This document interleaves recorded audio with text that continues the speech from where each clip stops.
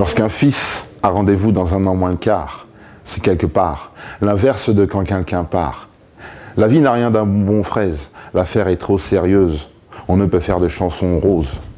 Tu songes à ceux que tu aimais qui ne le verront pas, ceux qui comprennent les uns qui rentrent tard. 2 cœurs qui battent en elle un ventre rond, dans 1 an moins le quart, à 3 nous rentrerons.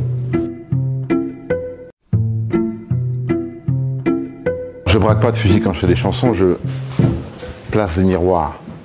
Voilà. Je place des miroirs pour que les gens prennent un temps pour réfléchir, pour prendre du recul.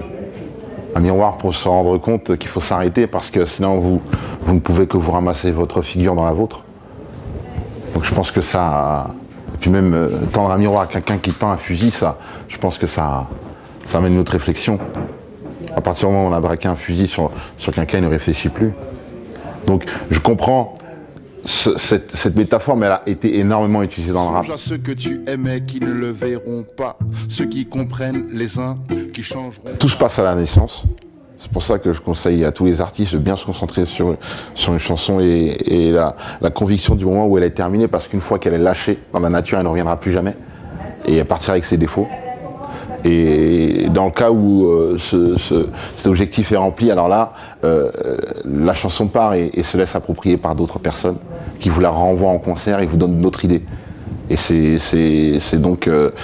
ils les élèvent jusqu'à devenir adultes, après ils reviennent chez vous encore plus riches. La bonne raison pour laquelle on ne compte plus, on devient père. Moi je fais partie de ceux qui assument ce qui l'inspire et qui n'hésitent vraiment pas à citer sans honte d'où ça revient, mais c'est quelque chose de totalement assumé.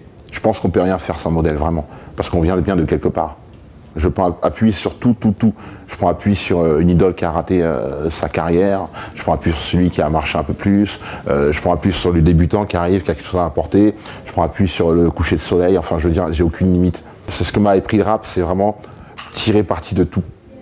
Voilà, il y a des cris de chiens qui ont été samplés, c'est quelque chose d'impensable, on a fait de la musique avec de l'eau qui coule, il n'y a aucune limite, vraiment. C'est ce qu'on en fait qui compte. Accuser l'homme choisi d'être ce qu'il est.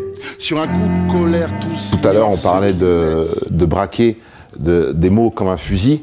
Et c'est ce qu'on a longtemps reproché au rap, c'est son côté, entre guillemets, vindicatif. Hein. C'est parce qu'on prend au premier degré quand ça arrange, entre parenthèses, justement. Et lorsqu'on amène la poésie, ça prête à discussion. Et justement, je me suis fait un plaisir, moi, de contourner toutes ces règles en étant beaucoup plus dur que si j'avais énoncé ce qu'on attendait de quelqu'un à qui on veut reprocher ses propos.